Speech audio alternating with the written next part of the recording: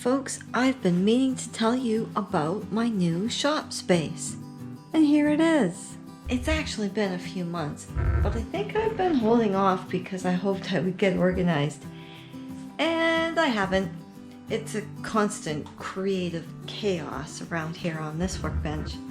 And I've been pretty tied up with working on these whittling kits, which I've been taking to market and going to chainsaw events, and it's been a lot of fun.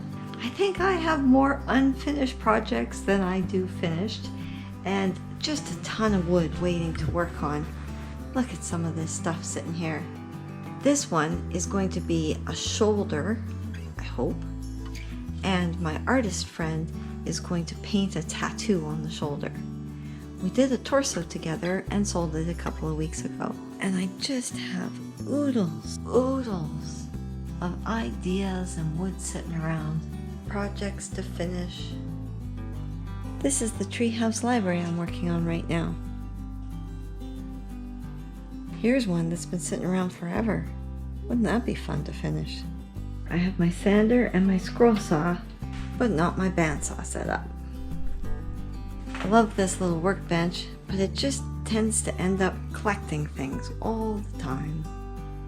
And then I've got this great spot over here where I like to sit, keep my feet up off the concrete, and work away.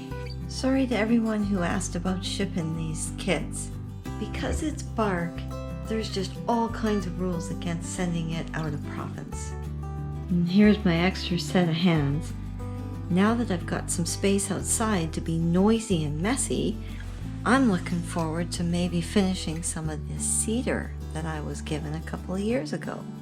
The plan is to do a bunch of carving and film it for you guys, so stay tuned, hit that subscribe button, make sure you hit the notification bell, and share on all your social media. Thanks for watching.